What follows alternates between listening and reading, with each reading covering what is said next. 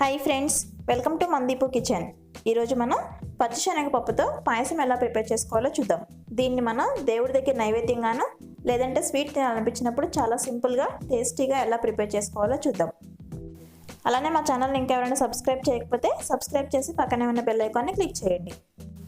ఇప్పుడు పాయసం ఎలా ప్రిపేర్ చేసుకోవాలో చూద్దాం.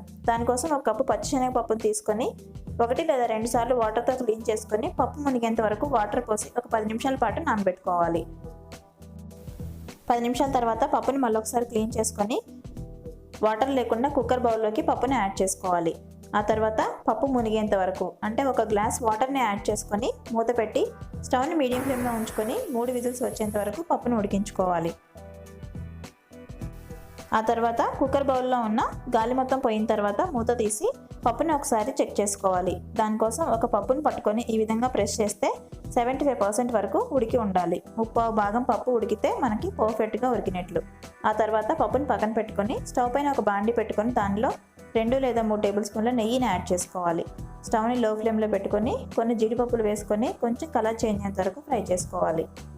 ఆ తర్వాత దీనిలోనే కొన్ని కిస్మిస్ని యాడ్ చేసుకోవాలి. దీనిలోనే కొద్దిగా ఎండు కొబ్బరిని తీసుకొని ఈ విధంగా చిన్న చిన్న ముక్కలుగా కట్ చేసుకొని యాడ్ చేసుకోవాలి. జీడిపప్పు కొద్దిగా ఫ్రై అయిన తర్వాత కిస్మిస్లు అలాగే ఎండు కొబ్బరిని యాడ్ చేసుకుంటే డ్రై ఫ్రూట్స్ అన్నీ చక్కగా ఫ్రై అవుతాయి. డ్రై ఫ్రూట్స్ అన్నీ గోల్డెన్ కలర్ వచ్చిన తర్వాత తీసి పక్కన పెట్టుకోవాలి. ఇప్పుడు అదే నెయ్యిలో 1/2 కప్పు బొంబాయి రవ్వని యాడ్ చేసుకోవాలి. ఇక్కడ మనం 1 కప్పు శనగపప్పు తీసుకున్నాం కాబట్టి 1/2 కప్పు బొంబాయి రవ్వ అయితే కరెక్ట్గా సరిపోతుంది.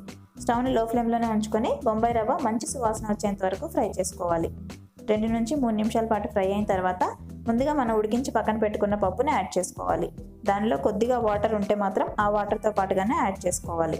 ఆ తర్వాత దీనిలో 1/2 లీటర్ పాలు యాడ్ చేసుకోవాలి. మిల్క్ని పచ్చి మిల్క్ అయినా డైరెక్ట్గా యాడ్ చేయొచ్చు, లేదంటే కాచి చల్లార్చిన మిల్క్ని కూడా యాడ్ చేసుకోవచ్చు.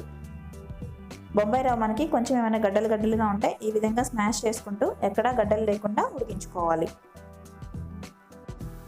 2 లేదా 3 నిమిషాలకు ఒకసారి మిశ్రమం మొత్తం కలుపుకుంటూ ఉండాలి, లేదంటే బొంబాయి రవ్వ తొందరగా అడుగంటుతుంది. కనీసం 5 నుంచి 10 నిమిషాల తర్వాత ఈ విధంగా చిక్కగా అవుతుంది. ఈ విధంగా చిక్కగా అయిన తర్వాత 1 కప్పు శనగపప్పుకి ఈక్వల్ క్వాంటిటీతో 1 కప్పు బెల్లం తురుముని యాడ్ చేసుకోవాలి. బెల్లం యాడ్ చేసిన తర్వాత స్టవ్ని లో ఫ్లేమ్లో టర్న్ చేసుకొని ఈ విధంగా మిక్స్ చేసుకుంటూ 3 నుంచి 4 నిమిషాల పాటు ఉడికించుకోవాలి. పాయసం ఈ కన్సిస్టెన్సీ కొద్దిగా పలుచగా ఉండగానే స్టవ్ ఆఫ్ చేసుకొని దీనిలోనే 1 టేబుల్ స్పూన్ ఇలాచీ పౌడర్, ముందుగా ఫ్రై చేసి పక్కన పెట్టుకున్న డ్రై ఫ్రూట్స్ని యాడ్ చేసుకోవాలి. అంతేనండి, ఎంతో టేస్టీగా ఉండే పచ్చిశనగపప్పు పాయసం రెడీ అయిపోయింది. చూడండి, చూస్తుంటేనే ఎంతో కలర్ఫుల్గా నోరూరించే విధంగా స్వీట్ రెడీ అయిపోయింది. దీన్ని మనం దేవుడి దగ్గరికి నైవేద్యంగా గాను లేదంటే ఇంటికి ఎవరైనా గెస్ట్లు వచ్చినప్పుడు ఈ స్వీట్ని చాలా త్వరగా ప్రిపేర్ చేసి పెట్టామంటే వావ్ అంటారు, అంత టేస్టీగా ఉంటుంది. ఇంకెందుకు ఆలస్యం, మీకు కానీ పాయసం నచ్చినట్లయితే వెంటనే ట్రై చేసి టేస్ట్ ఎలా వచ్చిందో కామెంట్స్ రూపంలో నాకు తెలియచేయండి. అలానే వీడియోని లైక్ చేసి షేర్ చేసి సబ్స్క్రైబ్ చేయడం అస్సలు మర్చిపోకండి. Thank you.